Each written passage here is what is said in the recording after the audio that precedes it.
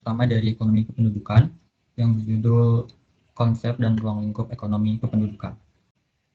Kelompok 6 sendiri terdiri dari Muhammad Hilmi Azkia, Camelia Sandra, dan Lutfiana Protul Aini. Materi yang akan kita bahas pada pagi hari ini pertama, konsep dan ruang lingkup ekonomi kependudukan, berikut mengenai pengertian ekonomi kependudukan dan sejarah perkembangan ekonomi kependudukan itu sendiri.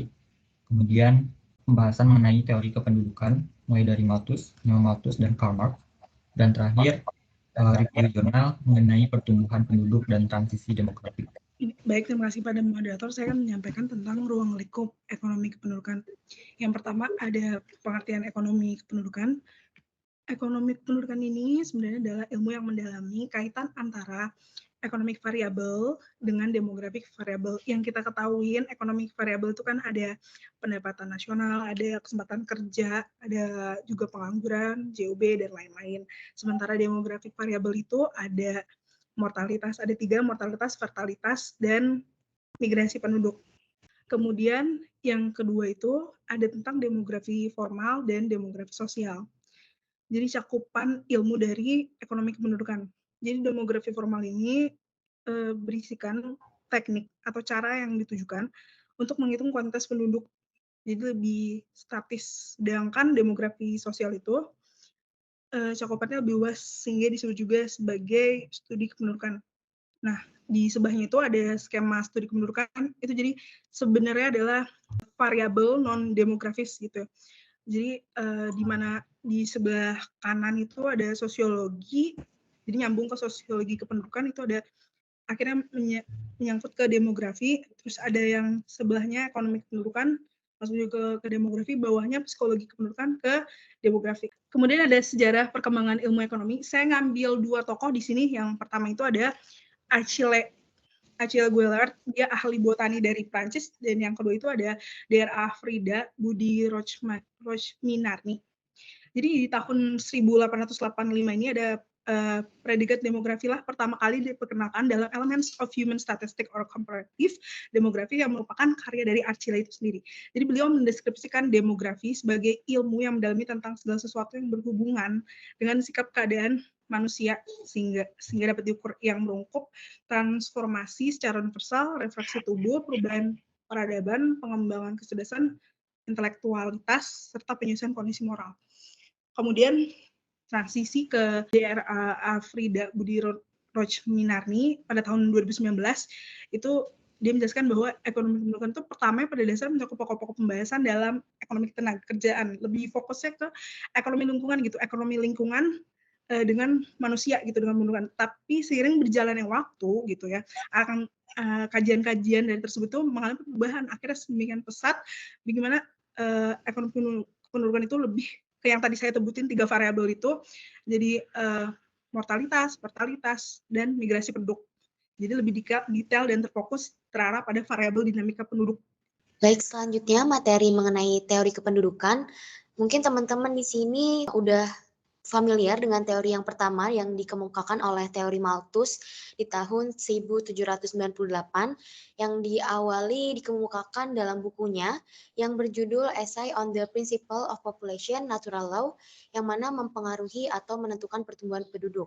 Nah, dalam buku tersebut argumen utamanya adalah menyatakan bahwa laju pertumbuhan penduduk itu yang tinggi akan menyebabkan kekurangan kesediaan bahan pangan. Hal itu disebabkan karena sifat laju pertumbuhan penduduk yang bersifat eksponensial atau deret ukur seperti 1, 2, 4, 8, dan seterusnya, yang kalau dalam grafik di gambar ini berwarna merah, sementara laju pertumbuhan kesediaan bahan pangan itu sifatnya linear seperti 1, 2, 3, dan seterusnya, yang dalam grafik digambarkan pada garis berwarna biru. Jika dilihat dari garis antara berwarna biru dan warna merah, dapat dilihat kalau garis berwarna biru menunjukkan laju pertumbuhan yang landai dibandingkan dengan laju pertumbuhan yang garisnya berwarna merah, yaitu laju pertumbuhan penduduk. Nah, maka dari situ nanti akan ketemu di titik yang namanya Malthusian catastrophe, di mana titik ini menunjukkan kondisi ketidakseimbangan antara pertumbuhan penduduk dengan pertambahan pangan. Nah, Malthus sendiri juga berpendapat bahwa populasi manusia itu cenderung meningkat, sedangkan kesejahteraan suatu bangsa itu membutuhkan peningkatan produksi pangan. Nah, maka dari situ teori Malthus ini dikembangkan oleh namanya ada ilmuwan Ashraf dan kawan-kawannya. Mereka menyebutkan bahwa ketika pendapatan suatu individu itu meningkat, orang cenderung memiliki lebih banyak anak. Tetapi karena sumber dayanya yang terbatas, pertumbuhan penduduk menyebabkan pendapatan per individu kembali ke level awal dalam jangka panjang. Meskipun ada kemajuan dalam hal teknologi yang membuat pendapatan per individunya naik pada jangka pendek sebelumnya. Nah, oleh sebab itu, penduduk bila tidak dibatasi akan terus bertambah. Pembatasan pertumbuhan penduduk ini dapat dilakukan dengan dua cara, yaitu preventive checks dan positive check. Nah, tadi sudah dijelaskan bahwa pembatasan penduduk bisa dilakukan dengan dua cara. Di sini juga terbagi menjadi dua cara kembali, yaitu dengan cara moral restraint sama vice, di mana yang moral restraint ini artinya untuk pengekangan diri seperti segala usaha mengekang hawa nafsu seksual individu itu sendiri. Lalu kemudian ada penundaan perkawinan. Lalu untuk vice-nya sendiri merupakan usaha pengurangan angka kelahiran dapat dilakukan dengan cara pengguguran kandungan atau penggunaan alat kontrasepsi. Nah, lalu untuk positive checks-nya ini merupakan rangkaian yang dilewati untuk proses melewati kematian. Contohnya itu terbagi lagi menjadi dua, yaitu ada FIS dan misery, di mana FIS ini segala jenis pencabutan nyawa dalam bentuk pembunuhan anak-anak, pembunuhan orang-orang cacat, pembunuhan orang-orang tua. Lalu yang misery ini keadaan yang menyebabkan kematian seperti epidemi, bencana alam, peperangan, dan lain sebagainya. Mungkin teman-teman di sini kemarin juga mendengar bahwa COVID-19 itu memiliki teori konspirasi untuk mengurangi laju pertumbuhan penduduk. Itu merupakan salah satu konspirasi yang berkaitan dengan teori kependudukan dari Malthus ini sendiri. Namun, dari berbagai argumen yang disebutkan dalam teori Malthus ini, banyak kritik yang disampaikan karena Malthusian catastrophe ini dianggap tidak memperhitungkan beberapa hal yang dimulai dari yang pertama, kemajuan transportasi. Karena dari jika adanya kemajuan transportasi pasti akan memberikan kemudahan distribusi kesediaan bahan pangan. Lalu yang kedua ada kemajuan teknologi dalam hal sektor pertanian, di mana jika ada kemajuan teknologi dalam hal ini sebagai sektor pertaniannya, maka akan bisa memberikan melipat gandakan kesediaan bahan pangan itu sendiri. Lalu yang ketiga ada adanya pembatasan angka kelahiran, lalu yang terakhir angka kelahiran itu sebenarnya bisa menurun. Dari berbagai kritik mengenai teori Malthus ini sendiri tentunya punya kelemahan dan kelebihannya masing-masing dari teori tersebut, di mana kelemahan teori Malthus ini yang pertama tidak menyadari bahwa angka pertumbuhan penduduk itu dapat ditekan dan bahan pangan dapat dilipat gandakan. Lalu yang kedua tidak menyertakan unsur kemanusiaan atau sosial dan budaya. Lalu yang terakhir tidak memikirkan hubungan antar wilayah. Nah, dari kelemahan dan kritik yang disebutkan, teori Malthus juga memiliki kelebihan, yaitu yang pertama dan utama, menyadarkan manusia dengan fakta bahwa adanya pertambahan penduduk yang sangat cepat dan akibat yang akan ditimbulkan ke depannya. Nah, selanjutnya adalah teori yang lebih modern dari teori Malthus, yaitu teori Neo-Malthus yang dicetuskan di tahun 1971 yang dipelopori oleh Garrett Hardin dan Paul Ehrlich yang menganjurkan bahwa penggunaan semua cara preventive checks yang disebutkan dalam teori Malthus itu dapat dilakukan seperti menggunakan alat kontrasepsi untuk mengurangi kelahiran dan menggugurkan kandungan agar menekan laju pertumbuhan penduduk. Nah, bagaimana penerapannya sendiri di Indonesia? Nah, penerapannya di Indonesia itu sendiri sudah dilakukan dengan cara pemerintah menerapkan program keluarga berencana KB untuk menekan laju pertumbuhan di Indonesia. Lalu selanjutnya adalah teori Karl Marx, di mana teori Karl Marx ini berpendapat dalam masyarakat kapitalis, pertumbuhan penduduk itu tidak akan mengganggu kesediaan pangan karena dia melihatnya itu kesenjangan yang terjadi dalam distribusi kekayaan dan sumber dayanya. Nah, menurut Karl Marx sendiri, masalah kelaparan dan kelangkaan pangan ini bukan hasil dari kurangnya produksi pangan itu sendiri, tetapi karena struktur ekonomi yang tidak adil, di mana sebagian kecil orang, di mana orang kaya memiliki kontrol atas sumber daya produksinya lebih besar dibandingkan orang-orang yang miskin tidak memiliki akses lebih terbuka luas. Dengan demikian, Marx itu percaya bahwa solusi terhadap kelaparan itu bukan dengan meningkatkan produksi pangan semata, tetapi dengan merombak struktur sosial dan ekonominya untuk memastikan kontribusi yang adil dari hasil produksinya. Maka dari itu, teori Karl Marx ini memiliki pandangan yang pertama, tidak perlu ini adanya menekan jumlah kelahiran, lalu kemudian semakin tinggi tingkat populasi manusia, maka akan semakin tinggi produktivitasnya jika teknologi tidak menggantikan manusia. Lalu populasi tidak menekan bahan makanan, tapi mempengaruhi kesempatan kerja. Lalu yang terakhir, kemiskinan bukan karena cepatnya pertumbuhan penduduk, tapi karena kaum kapitalis mengambil sebagian hak para buruh. Baik, selanjutnya saya akan menjelaskan mengenai salah satu jurnal yang berjudul Human Population Growth and Demographic Transition. Jurnal ini ditulis oleh John Bonhartz. Bonhartz ini dia seorang demografer atau ahli demografi dari Population Council. Dalam jurnal ini, Bonhartz mencoba menganalisis bagaimana adanya tren peningkatan total populasi di dunia saat ini yang perkembangannya sangat eksponensial sejak tahun 1900-an dan akan diproyeksikan terus mencapai jumlah 10 miliar di akhir abad 2000 di tahun 2100. Bonhartz mencoba menganalisis bagaimana tren kenaikan populasi dunia ini melalui variabel demografi, yaitu fertilitas, mortalitas, dan struktur usia. Dapat teman-teman lihat di grafik yang saya tunjukkan ini, dunia sebelum abad 19 atau tahun 1800-an cenderung stagnan, artinya angka fertilitas dan mortalitasnya sama-sama tinggi. Angka kelahirannya tinggi, namun angka kematiannya juga tinggi. Hal itu karena tingkat kesehatan di tahun-tahun periode tersebut sangat rendah.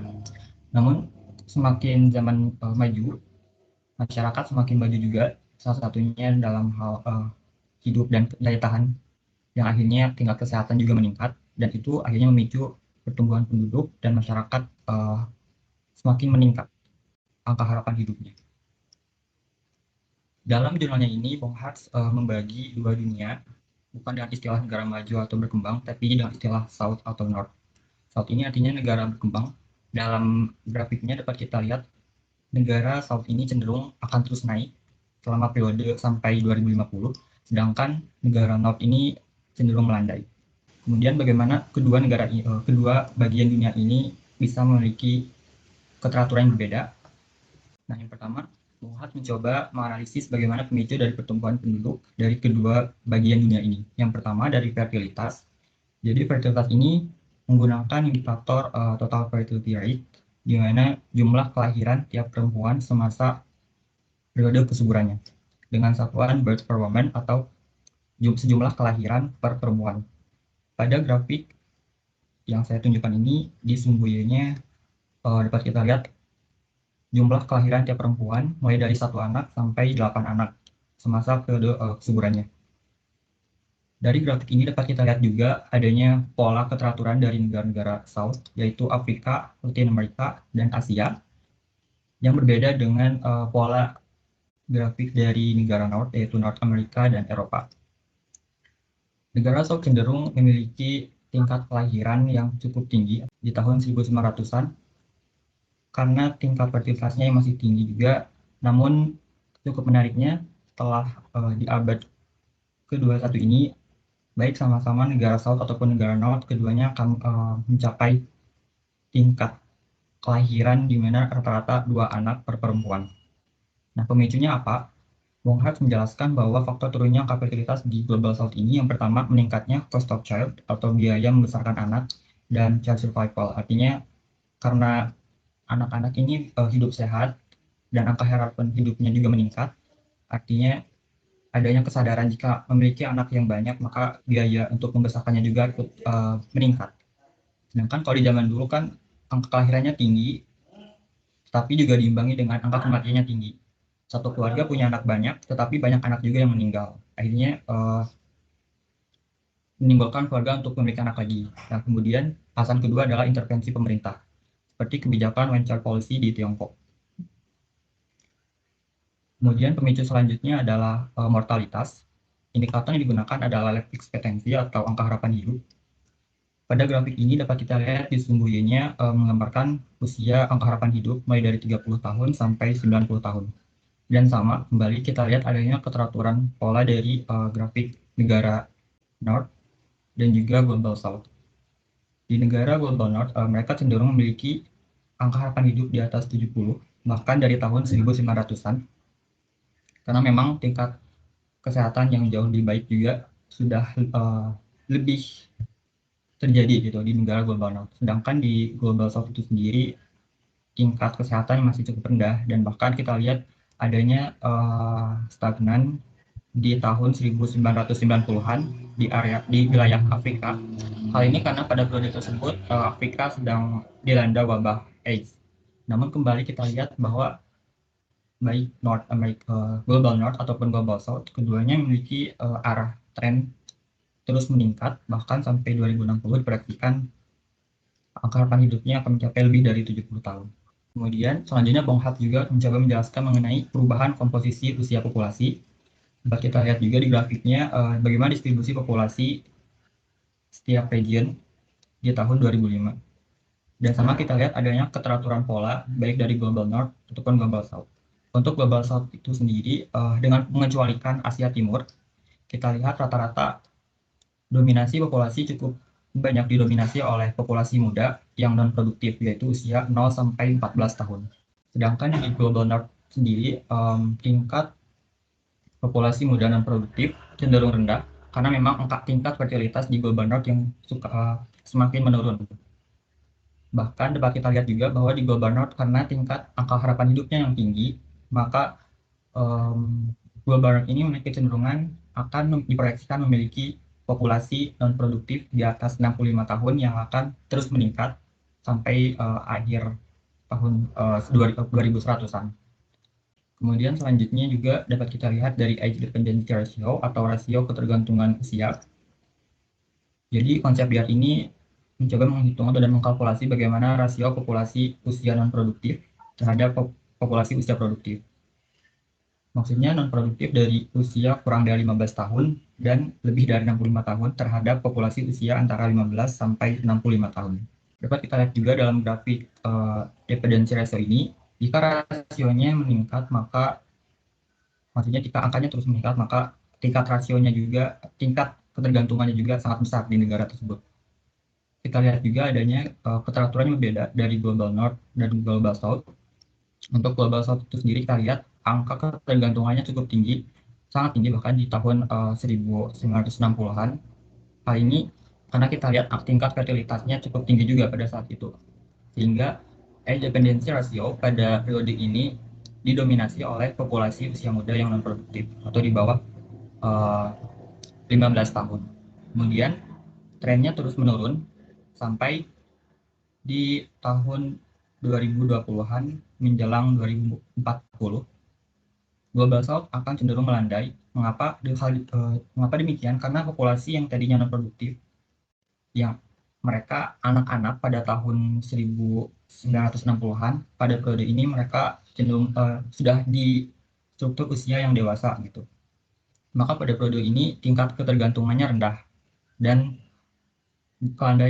tren pelandaian ini kita namakan atau Bong Hat namakan sebagai bonus demografi. Kemudian keteraturan grafik dari Global North itu sendiri kita lihat dari tahun 1900-an cenderung di bawah 60%, sedangkan menjelang tahun 2060 akan diproyeksikan meningkat. Mengapa demikian? Karena populasi yang tadinya produktif akhirnya mereka berpindah menjadi populasi yang non-produktif di atas 65 tahun. Sehingga hal ini jelas bahwa negara Global North diproyeksikan akan memiliki populasi lansia yang sangat besar. Kemudian bagaimana keterkaitan pengaruh demografi ini terhadap ekonomi kependudukan? Maka akan ada konsekuensi, salah satunya yang pertama, jika dependensi rasionya tinggi, seperti di Global South yang angka fertilitasnya tinggi, dan juga di Global North yang tingkat mortalitasnya rendah, maka kebijakan ekonomi perlu berorientasi bagaimana mengalokasikan anggaran untuk pendidikan, kesehatan, dan pelindungan sosial bagi kelompok tersebut. Kemudian jika suatu negara mengalami populasi produktif yang sangat banyak, bagaimana yang akan dialami oleh negara Global South di periode saat ini, maka kebijakan perlu mengarah dan berorientasi bagaimana memberi ruang kepada populasi produktif ini untuk terserap di dunia kerja. Kemudian selanjutnya juga Bung Hats menjelaskan mengenai population momentum. Jadi konsep population momentum ini akan terjadi saat tingkat growth atau pertumbuhan penduduk ini mencapai 0. Jika kita lihat di grafik garis yang warna ungu ini, diperhatikan menjelang 2100 akan mencapai titik 0. Hal ini juga berarti bahwa tingkat populasi, jumlah populasi dunia akan mencapai titik puncaknya, yang kemudian jika growth-nya ini terus turun ke minus, maka total populasi di dunia juga akan turun. Namun untuk mencapai populasi momentum ini, Bung Hats menjelaskan bahwa harus memenuhi 3 kondisi. Yang pertama, tingkat fertilitas perempuan itu harus 2 kelahiran atau 2 anak per perempuan. Kemudian yang kedua, tingkat mortalitas harus berhenti menurun. Namun faktanya sampai saat ini tingkat mortalitas terus menurun karena tingkat angka harapan hidup yang terus meningkat. Kemudian saat ketiga adalah struktur usia yang harus menyesuaikan dari level fertilitas dan mortalitasnya pasca transisi. Kemudian terakhir mengenai transisi demografi juga, saya mencoba menjelaskan dari artikel Our World in Data. Jadi penulis artikel ini Max Rosser dan teman-temannya mencoba menganalisis bagaimana karakteristik yang terjadi di negara Global North yang pada saat ini diikuti oleh Global South. Maka karakteristik perubahan demografi ini akhirnya melahirkan konsep transisi demografi yang Rosser bagi menjadi 5 tahap. Yang pertama, di tahap 1, tingkat fertilitas dan mortalitasnya yang tinggi. Karena keduanya sama tinggi, maka pertumbuhan maka populasi cenderung stagnan ya, atau stabil.